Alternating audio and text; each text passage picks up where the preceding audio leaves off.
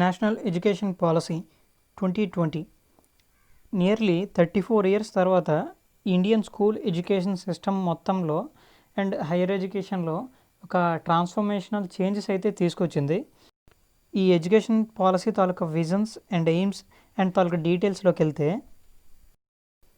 ఈ ఎడ్యుకేషన్ పాలసీని 2020 Modi 2.0 government cabinet అయితే ఆమోదించింది. And Ram Nishank Pokhriyal national human resource minister and ఈ మినిస్ట్రీని కూడాను ఎడ్యుకేషన్ మినిస్ట్రీగా నేమ్ కూడా చేంజ్ చేశారు.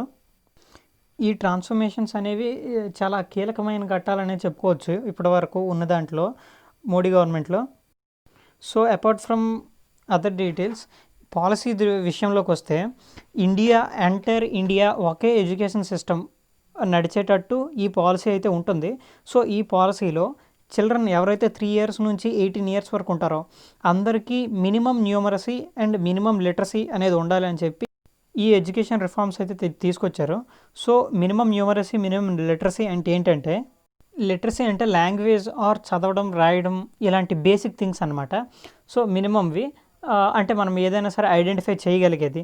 అండ్ మినిమం న్యూమరసీ అంటే సెల్ఫ్ ఫైనాన్సింగ్కి కావాల్సిన అర్థమెటిక్ స్కిల్స్ అంటే ఎడిషన్స్, సబ్ట్రాక్షన్స్ అండ్ మనీ పరంగా సో ఇలాంటి స్కిల్స్ ఉండేటట్టు మినిమం న్యూమరికల్ ఐడెంటిటీ ఉండాలి అని చెప్పి ఈ కొత్త రిఫార్మ్స్ అయితే ఇంక్లూడ్ చేశారు. ఇండియన్ లాంగ్వేజెస్ ఏవైతే ఉన్నాయో, రీజనల్ లాంగ్వేజెస్, వాటికైతే హయ్యర్ ప్రియారిటీ ఇచ్చేటట్టు కొన్ని రిఫార్మ్స్ అయితే ఉన్నాయి ఇందులో. ఇంకా ఎప్పట్లాగే ఉండే 10+2 విద్యా విధానం అయితే ఏదైతే ఉండేదో దాన్ని కంప్లీట్గా చేంజ్ చేసి 5+3+3+4 కొత్త మెథడ్ని అయితే అమలుపరిచారు. స్కూల్ ఎడ్యుకేషన్లో రిఫార్మ్స్ వచ్చేసరికి మనం ఏదైతే అనుకున్నామో 10+2 ఏదైతే స్కూలింగ్ ఉందో, స్కూల్ అండ్ ఇంటర్మీడియట్ ఎడ్యుకేషన్ ఏదైతే ఉందో దాన్ని కంప్లీట్గా డిస్క్వాలిఫై చేసి 5+3+3+4 ఫస్ట్ 5 ఇయర్స్ ఏదైతే ఉందో అది రిమైనింగ్ స్కూల్ ఎడ్యుకేషన్కి సంబంధించిన అవగాహన కోసం ఫస్ట్ 5 ఇయర్స్, నెక్స్ట్ 3 ఇయర్స్ అనేది ప్రైమరీ ఎడ్యుకేషను, ఇంకో next 3 years primary education and remaining 4 years అనేది మెయిన్ స్కూలింగ్ ఎడ్యుకేషన్ అనమాట. 3 ఇయర్స్ నుంచే స్కూల్కి పంపించేయచ్చు పిల్లల్ని. అంటే అంగన్వాడీ ఎక్కడి నుంచి మొదలవుతుంది వెళ్ది. సో +2 వరకు ఏదైతే ఇప్పుడు మనం +2 అంటున్నామో అంతవరకు 18 ఇయర్స్ వరకు కంప్లీట్ స్కూలింగ్ ఎడ్యుకేషన్ అనేది ఉంటుంది. స్కూలింగ్లో అయితే మాత్రం గట్టి పునాది వేసేటట్టు ఈ రిఫార్మ్స్ ఉన్నాయి. ఇందులో ఏంటంటే రైట్ టు ఎడ్యుకేషన్ యాక్ట్ అనేది గ్రేడ్ 12 వరకు కంపల్సరీ అని అయితే ఉంది. స్కూల్కి తాలూకా transportational facilities, hostel facilities and student సేఫ్టీకి అయితే హై ప్రియారిటీ ఇస్తున్నారు. పర్టికులర్లీ గర్ల్స్ స్టూడెంట్స్కి అటెండెన్స్ని ట్రాక్ చేసి వాళ్ళని అసెస్ చేసే విధానం కూడా ఇందులో ఉంది. సో దీన్ని ఏమంటున్నారంటే నేషనల్ అసెస్మెంట్ సెంటర్ అని, ప్రాకా అని కొత్త బోర్డు కూడా డిఫైన్ చేశారు దీనికోసం. ఇండియా వైడ్ అన్ని స్కూల్స్లోని ఒకే కరికులం అండ్ ఒకే రకంగా టీచింగ్ ఉంటుంది. ఇంటిగ్రేటెడ్ కరికులం అనమాట. ఇంటిగ్రేటెడ్ కరికులం అంటే వొకేషనల్ కోర్సెస్ లాంటివి ఏమైనా ఉంటాయి గ్రేడ్ 12లో వాటిని కూడాను ఈ మెయిన్ సబ్జెక్ట్స్ ఏవైతే గ్రూప్ సబ్జెక్ట్స్ ఉంటాయో ఇప్పుడు మనం చదివేటప్పుడు వాటితో ఇంక్లూడ్ చేస్తారు. ఈ కరికులంలో scientific knowledge and ethical reasoning, ethical values and general knowledge on India, current affairs and అవసరమైన డిజిటల్ నాలెడ్జ్ అన్నీను ఈ కరికులంలో ఇంటిగ్రల్ పార్ట్స్ అయి ఉంటాయి అన్నమాట. ఈ కొత్త కరికులంకి అనుగుణంగా టెక్స్ట్ బుక్స్ అండ్ అన్ని లాంగ్వేజ్లో కరికులం కూడాను రెడీ చేసి ఎండ్ 2020 కల్లా పంపిస్తామని అయితే ఈ పాలసీలో చెప్పారు. అండ్ టీచింగ్ కూడాను చేంజెస్ ఉంటాయని అయితే చెప్పారు. Student is to teacher ratio 25:1 విధంగా ఉండేటట్టు అండ్ ఇన్క్లూజివ్ స్కూల్ ఎడ్యుకేషన్ అంటే ఫిజికల్లీ డిసేబిలిటీ అలా కాకుండా క్యాస్ట్, క్రీడ్ అన్నిటినీ దృష్టిలో పెట్టుకోకుండా ఇన్క్లూజివ్గా అందరికీ వచ్చేటట్టు ఎడ్యుకేషన్ అందేటట్టు ఈ పాలసీ ఉంటుందని అయితే చెప్తున్నారు. అండ్ లాంగ్వేజ్ విషయంలోకి వస్తే 5th స్టాండర్డ్ వరకు మాతృభాష అయితే కన్ఫర్మ్ అని చెప్పారు. నెక్స్ట్ కంటిన్యూ చేయొచ్చు, చేయకపోవచ్చు. లాంగ్వేజెస్ అనేవి మిక్స్డ్ కరికులం అనమాట. ఏంటంటే ఫ్లెక్సిబుల్ లాంగ్వేజ్ మెథడ్ అనమాట. అంటే 3 లాంగ్వేజ్, ఒకటి official language, regional language and national language ఎలా అయితే ఉందో అలా చాయిసెస్ బేస్డ్ 3 లాంగ్వేజెస్ ఉండొచ్చు, ఉండకపోవచ్చు. అంటే స్టేట్స్ వారీగా వేరీ అవుతూ ఉంటాయి. లాంగ్వేజెస్కి అనేది కొద్దిగా హై ప్రియారిటీ ఇచ్చేటట్టు తెలుస్తుంది. టీచర్స్ అండ్ టీచింగ్లో చాలా బ్రాడ్ చేంజెస్ అయితే తీసుకొచ్చారు. పారా టీచర్స్, కాంట్రాక్ట్ టీచర్స్ ఇలాంటివేమీ ఇకపై ఉండవు. సో నేషన్ వైడ్ ఒకేసారి రిక్రూట్మెంట్ తీసుకుంటారు అండ్ హై క్వాలిఫైడ్ టీచర్స్కి మాత్రమే ఇస్తారనమాట.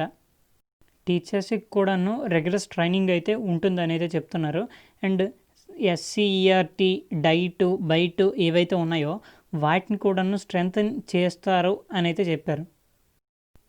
ఈ టీచర్ ఎడ్యుకేషన్కి కావాల్సింది ఏదైతే బిఎడ్, బ్యాచులర్ ఆఫ్ ఎడ్యుకేషన్ ఏదైతే ఉందో అది 4 year ఇంటిగ్రేటెడ్ మల్టీడిసిప్లినరీ కోర్స్ అయితే చేసేసారు. 2030 వరకు బిఎడ్ ఏదైతే 2 years కోర్స్ ఉందో అది 2030 వరకు అది అలా కంటిన్యూ అవుతుంది. ఆఫ్టర్ 2030 అదైతే 4 year టీచర్ ఇంటిగ్రేటెడ్ కోర్స్ కింద మారిపోతుంది. 4 year డిగ్రీ ఎవరైతే ఆఫర్ చేస్తారో ఈ 2 year ప్రోగ్రామ్ కూడా అందులో ఇంక్లూడ్ అయిపోతుంది. స్టూడెంట్ ఎడ్యుకేషన్తో పాటు టీచర్ ఎడ్యుకేషన్ అండ్ టీచింగ్లో కూడాను డిఫరెంట్ చేంజెస్ అయితే తీసుకొచ్చారు. స్కూల్ కాంప్లెక్సెస్ వంటివి బిల్డ్ చేస్తామని చెప్తున్నారు.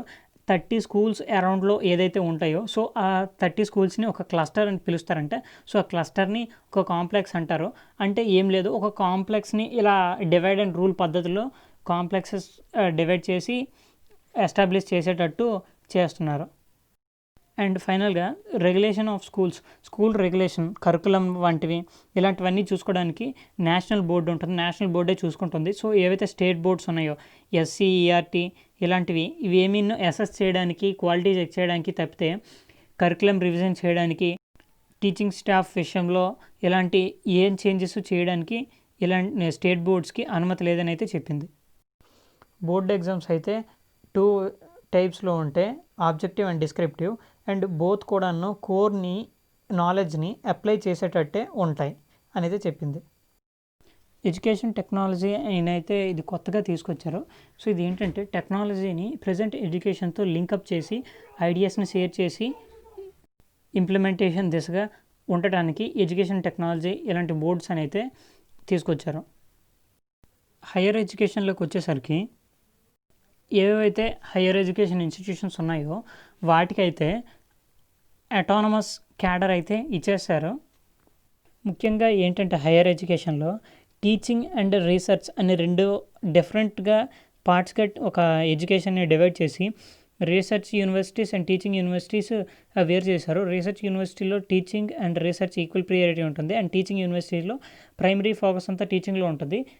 సిగ్నిఫికెన్స్ ఫోకస్ ఆన్ రీసెర్చ్ అంటే చదివిన దానిపైన మాత్రమే రీసెర్చ్ అయితే ఉంటుంది.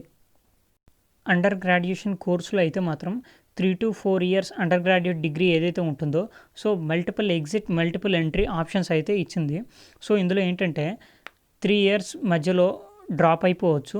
సో 1 year డిప్లొమా సర్టిఫికేట్తో రిలీవ్ అయిపోవచ్చు. అంతేగాని కంప్లీట్ చేయాలి అని అయితే కంపల్షన్ అని అయితే ఏం లేదు. So 3 years or 4 years under graduate course ఎవరైతే చేస్తారో సో 3 years చేసే వాళ్ళకి 2 years పీజీ అండ్ 4 years చేసే వాళ్ళకి 1 year అయితే పీజీ ఉంటుంది. అండ్ ఇంటిగ్రేటెడ్ కోర్సులు అయితే ఉంటాయి. So 5 years integrated PG and UG అవి ఉంటాయి. ఇందులో ఇన్నోవేషన్, రీసెర్చ్ అండ్ ప్రాక్టీస్కి ఎక్కువ ప్రియారిటీ అయితే ఇచ్చారు. ఫ్యాకల్టీ కూడాను ఎనర్జైజ్డ్ ఫ్యాకల్టీ అయితే తీసుకొస్తామని అయితే చెప్తున్నారు. సో ఎడిక్వేట్ ఫ్యాకల్టీ అయితే ఉండాలి అని అయితే చెప్తున్నారు ఈ పాలసీలో. సో ఏంటంటే కాంట్రాక్ట్ ఇలాంటి లెక్చరర్స్ కానీ గెస్ట్ ఫ్యాకల్టీ ఇంకా ఉండరు. ఎడిక్వేట్ రిక్రూట్మెంట్ అయితే జరుగుతుంది. హైయర్ ఎడ్యుకేషన్లో అటానమీ అయితే ఎక్కువ ఇచ్చేశారు ఇన్స్టిట్యూషన్స్కి. ఏవైతే హైయర్ ఎడ్యుకేషన్ ఇన్స్టిట్యూషన్స్ ఉన్నాయో వాటికి అటానమస్ క్యాడర్ అయితే ఇచ్చారు. అంటే వాళ్ళ ఎక్రిడేషన్ స్టేటస్ని బట్టి అటానమీ ఇస్తారు. హైయర్ ఎడ్యుకేషన్ అన్ని ఇన్స్టిట్యూషన్స్ అనేవి ఇండియా వైడ్ ఒకే బోర్డు కింద ఉంటాయి. Except legal and medical boards తప్పితే, మెడికల్ ఇన్స్టిట్యూషన్స్ తప్పితే, ఈ 2 తప్పితే మిగిలిన under graduation and higher educations అన్నీ ఒకే బోర్డు కింద ఉంటాయి. ఏదైతే ప్రొఫెషనల్ ఎడ్యుకేషన్ అని అంటున్నామో సో టెక్నికల్ ఎడ్యుకేషన్ దాన్ని హైయర్ ఎడ్యుకేషన్గా చేంజ్ చేసి సో ఏం చేస్తున్నారంటే ఇంటిగ్రేటెడ్ కోర్సులు చేస్తున్నారు. సో ఎవరైతే హైయర్ ఎడ్యుకేషన్ 4 years కంప్లీట్ చేస్తారో వాళ్ళైతే విత్ లిమిటెడ్ ఒక రీసెర్చ్ చేసి పిహెచ్డి అయితే చేయొచ్చు, డాక్టరేట్ అందుకోవచ్చు. అండ్ అలా కాకుండా పీజీ చేసుకోవడాన్ని పిహెచ్డి చేయొచ్చు. సో ఇదైతే easy process and time taking process కూడా కాదు. సో ఏంటంటే రీసెర్చ్ చేసి పిహెచ్డి అయితే చేసేయచ్చు డైరెక్ట్గా వితౌట్ పీజీ. ఇదైతే ఒక కొత్త ఆప్షన్ ఇందులో. అండ్ ఎంఫిల్ కోర్స్ని అయితే కంప్లీట్గా డిజాల్వ్ చేసేసింది. ఎక్కువగా integrated PG and UG programs అయితే తీసుకొచ్చింది. గ్రాస్ ఎన్రోల్మెంట్ రేట్ అనేది 50% అందుకోవడానికి డిజిటల్ ఎడ్యుకేషన్ కూడాను ప్రమోట్ చేసేటట్టు చెప్పిందనమాట. సో డిస్టెన్స్ ఎడ్యుకేషన్కి అండ్ డిజిటల్ ఎడ్యుకేషన్కి ఎక్కువ ప్రియారిటీ ఇచ్చేటట్టు చెప్పింది. స్టూడెంట్స్ ఎవరైతే మెరిట్ సాధిస్తారో వాళ్ళకి ఫైనాన్షియల్ సపోర్ట్ కూడా ఉంటుందని అయితే చెప్పింది. సో వాళ్ళ మెరిట్ పరంగా ఫైనాన్షియల్ సపోర్టు, ఇన్సెంటివ్స్ కూడా ఇస్తుందని చెప్పింది. సో నేషనల్ టెక్నాలజీ ఫౌండేషన్ అనేది ఒకటి కొత్తగా పెట్టింది. సో ఇందులో వాళ్ళకి ఏంటంటే రీసెర్చ్ ఓరియంటెడ్ కానీ ఇన్నోవేషన్ ఓరియంటెడ్ కానీ హెల్ప్ అయితే చేస్తుంది. గ్రేడ్ 3, 5, 8 అండ్ 10 అండ్ 12లో బోర్డ్ ఎగ్జామ్స్ అయితే ఉంటాయి అని చెప్పింది. అడల్ట్ ఎడ్యుకేషన్ ఒకటి ఇంప్లిమెంట్ చేస్తుంది ఈ పాలసీలో కొత్తగా 2 బోర్డ్స్, నేషనల్ టెక్నాలజీ ఫౌండేషన్ ఒకటి, రాష్ట్రీయ శిక్షా ఆయోగ్ అని ఒక కొత్త బోర్డులు అయితే 2 వస్తున్నాయి. పబ్లిక్ ఇన్వెస్ట్మెంట్స్ అనేవి ఇంక్రీజ్ చేసి జీడిపిలో ఎడ్యుకేషన్ సిస్టమ్ షేర్ అనేది 6% వరకు ఇంక్రీజ్ చేయాలి అని అయితే గోల్ పెట్టుకుంది. సో న్యూ టెక్నాలజీని అందుకునే విధంగా కొత్త కరికులం అయితే ఉండబోతుందని అయితే చూడొచ్చు.